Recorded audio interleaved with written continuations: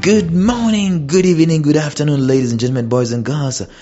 Thank you so very much for tuning on to the another episode here on the Life Signatures Radio. It's a podcast that is always daily, talking about the topics of purpose, productivity, and resilience every working day. So thank you so much for being here today. We are starting a series. We started it yesterday, a new series, because previously we were talking about the case of purpose in leadership. Just go back the past 11 episodes or so and check them out and see how it was. But today, starting yesterday, actually, we have been talking about the 8 pillars that will help us to raise street smart children. This is absolutely important. It is absolutely important for us to notice this: raising street smart children. And so we started it yesterday, and I want you to join with me if you're a child practitioner, if you're, a child yourself, or if you're a parent and so on. I know these things are going to be important to us even as we continue doing this. So please stay tuned and share this with as many people as possible. Let us have discussions around this. If you have any question that you want me to, focus on, you can write me an email, and that email will be at lawrence.namale@gmail.com, and I'm going to reply to you. So let us do this, ladies and gentlemen. Stay tuned.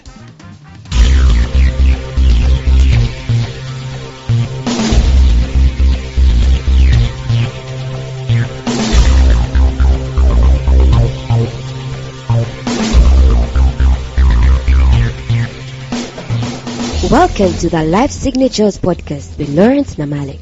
Lawrence is a life coach, author, and keynote speaker who loves to tackle different topics on purpose, productivity, and resilience. His mission in life is to awaken all your boundless possibilities available in you.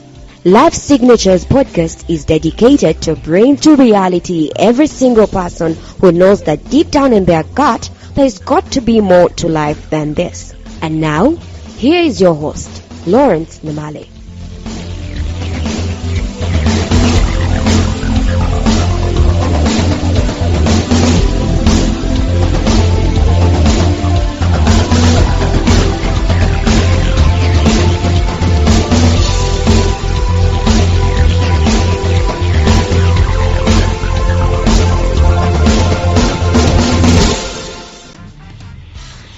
So I'm going to ask you a question today, even as we are deliberating on this topic. I know yesterday I told you I'm going to define what street smart is.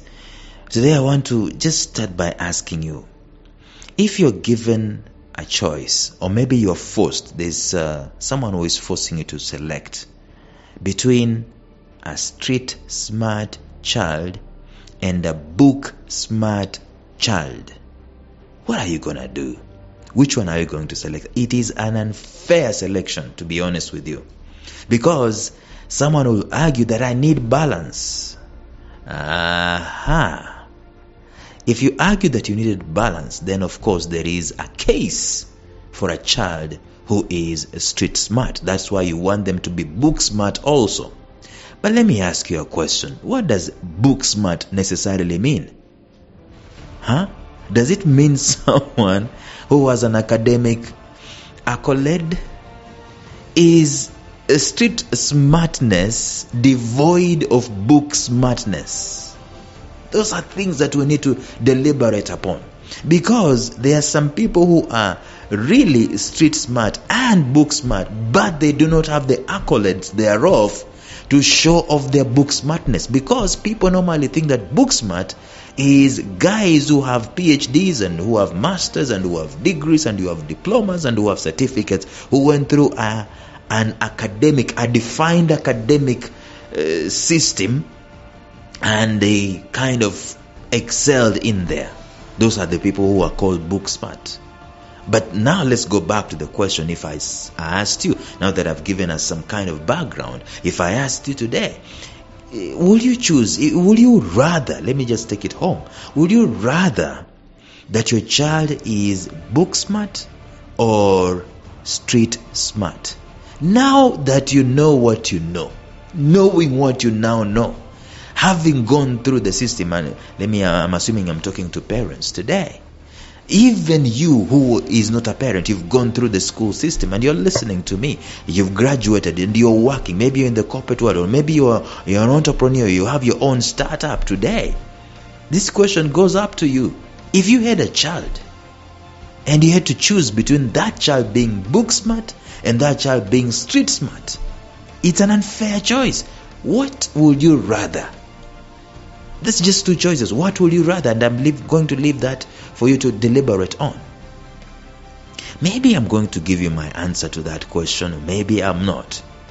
It is, and before we can even go any further, let me just highlight the fact that these things are both important. Both have their place. It's just that when I go deeper into book smart, I can tell you that we have this narrow view of book smartness. The narrow view of book smartness is that it is you are only book smart when you can show for it in terms of a certificate or a thesis or a diploma or a degree or a PhD. That's a narrow way of looking at it. There's a man called Peter J. Daniels. When you hear him speaking, I don't know if he's still alive. I got to know Peter J. Daniels maybe 5, 6, 7 years ago. This is the year 2023. I got to hear about him from one of my mentors, and I frantically went to Google and I started looking, and YouTube, and I started looking for Peter J. Daniels, and I got some of his messages and so on. And I learned a lot from this man. This guy was not book smart because he was branded uneducable, mentally retarded. My goodness. Imagine labeling someone that. When you hear that, when someone tells you your child is uneducable, mentally retarded, that's the same thing they branded or they labeled a man called Les Brown. Now, let me ask you this question. Is Les Brown, actually Les Brown is now even an author of multiple books. Is Les Brown, if you know him, is he book smart or is he street smart? Les Brown can give a speech in 1 hour and gets paid $30,000 US, $60,000 US, in an hour. Is he street smart or is he book smart? So this man, Peter J. Daniels, he was labeled labeled uneducable, mentally retarded. And one day I've told you this story like a gazillion times on these episodes. One day he went to a Billy Graham crusade in Australia. And at that moment in time, he was 26 years of age. He's given up on education completely. He's known and agreed that he is a failure. His only dream was to be a championship boxer. He was practicing boxing and so on. That was his biggest dream at that moment in time. Then Billy Graham in the crusade mentions in passing, saying God made everybody equal.